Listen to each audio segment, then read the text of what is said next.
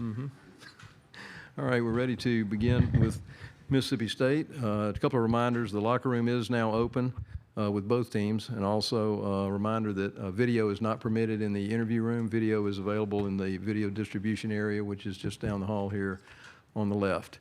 So we'll ask Coach Jans for some general comments on the game, then we'll take your questions just for the two student athletes and then excuse them, and then finish up with the coach. So Coach Jans.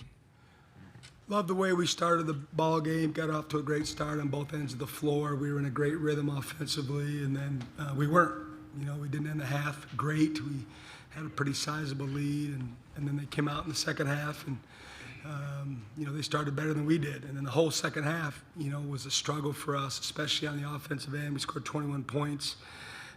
We almost scored. We scored 12 in 5 minutes in the overtime and 21 in the 20. So that wasn't ideal. But at the end of the day, when you're in these situations, it's find a way and survive in advance, and that's what we did. All right, let's take questions for either of the student athletes. If you'll raise your hand, we'll get a remote microphone to you, and let's start right on the front row. And direct your question to a player. Tolu, congratulations on the win. Obviously, you're pretty happy. Talk about getting that ball at the last closing seconds. You always seem to get the ball and when the game is on the line. Man, honestly, man, I thought Deshaun, my point guard, I thought he was gonna lay it up, and then at the last minute he just passed it to me. I think it was a great play on his part, and yeah, I thought it was just a great play on his end. Other questions? All right, let's go to the center aisle.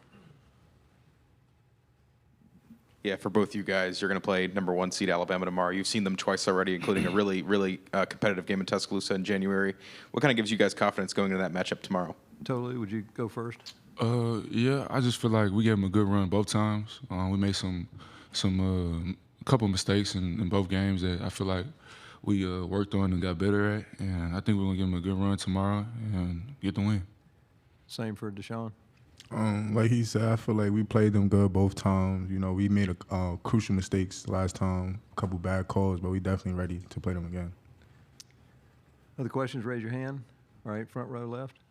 Deshaun, so it sounds like that play wasn't, I guess, what was the final play? How did you guys draw that up? Was the intent to give it to Tolu, or just, was that a last-second decision?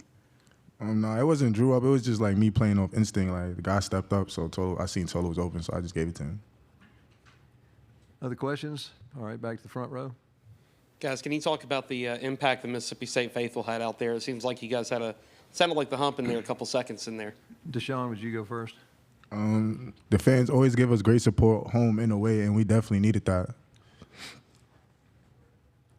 Oh, yeah. State fans did a great job.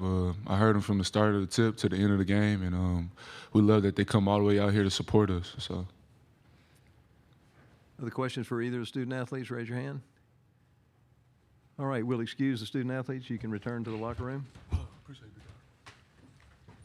And questions for Coach Jans? Raise your hand. Let's start in the middle aisle. Yeah, same thing. I kind of asked them your thoughts on tomorrow's round 3 with Alabama after 2 good games with the Crimson Tide this season.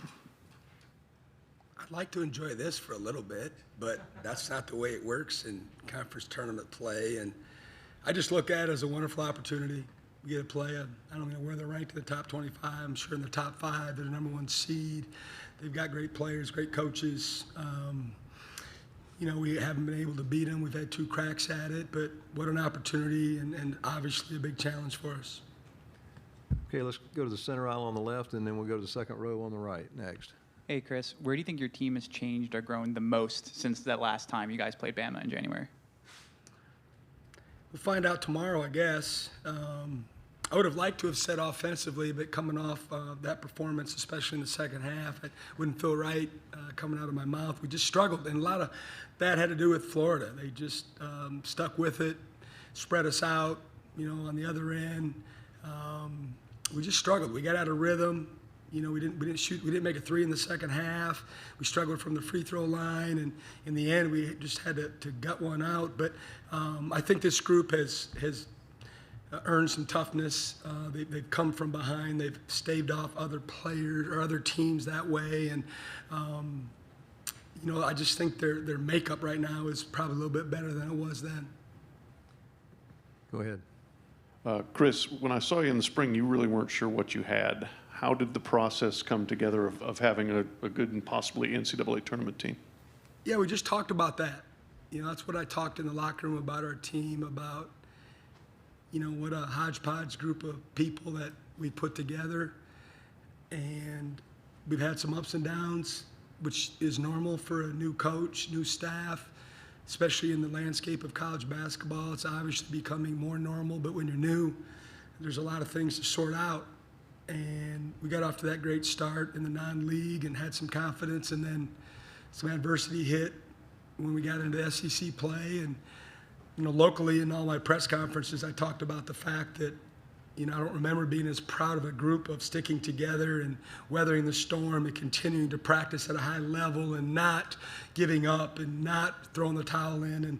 And that's the reason, you know, I think we've had success, is because of that time when we were struggling in the win column and we were oh so close, and they kept grinding, they kept with it, they kept believing, they didn't start questioning each other or us.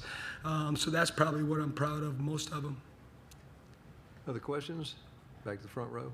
Coach, I want to ask you about Tolo. Obviously, impact player of the season, pretty much. Talk about his impact on your team and how you're following him basically into March now. Yeah, it's a luxury to have him. You know, in the fall, I said, I think at the SEC preseason event in Birmingham, that if we wanted to have the year that we all want to have, he had to be an SEC first-team all-player, and he was. He delivered. And every night, you know, he knows he's going to get double teams, and, you know, people are going to come at him. He's obviously not a great free throw shooter, so why not foul him a little bit more and make the referees, you know, call it or not. And but he plays through it. He plays through it. His free throws have been up and down all year long, but, you know, I think everybody in the gym knows when we walk out, you know, we're going to play inside out through Tolu, and he's handled it wonderfully all year long. Front row, left side, go ahead. Coach, during the midweek, you talked about just finding a way to win, any way to win. Things got ugly tonight, but you guys were able to find that way. What happened in OT especially that allowed you guys, you know, jump out to that lead early and kind of just, you know, survive in advance? You know, I'll get a ton of texts this afternoon. Hey, we'll take it any way we can get it. Or, that was ugly, but we'll take it. And, you know, I chuckle a little bit internally, because that's how college basketball is for the most part. Most games aren't that aesthetically pleasing. What they show on the highlights and things of that nature, you know, for the fans and for everybody just getting a snippet of what goes on, you know, that's not reality most of the time, when you, especially in a conference tournament situation when you're trying to survive and advance. So we've won a lot of ugly games, different places we've been. We've won those in that nature this year, and it doesn't bother this crew at all. Question on the second row, left side. Chris, Joe Goodman, AL.com. Alabama's been dealing with a lot this season. Do you guys have a gun policy on your team? That's a good question, and I'm not sure I know the correct answer to that right now. Other questions for Coach? Raise your hand. Front row, go ahead. Coach, one more question for you. Obviously, you know, tomorrow's going to be pretty physical. You know, Alabama, Mississippi State was physical the first two times. How do you guys plan on, you know, what do you plan on throwing at Alabama to get that win tomorrow? Not even close to being able to answer that question. I've been all in on Florida. I haven't watched a minute of Alabama. Certainly my staff is ahead of the game, and I'm excited to catch up. You know, that's what I said to the SEC folks, that, you know, I can't wait to open the laptop and get back into that grind of trying to prepare a team in a 24-hour turnaround. We've obviously got veterans on our staff, and they get it. And like everybody in this tournament, they get, you know, how to turn it around and prepare. But I know we're going to have to play really, really well. Have time for one more question for Coach. Anyone? All right. Thank you very much. Thank you.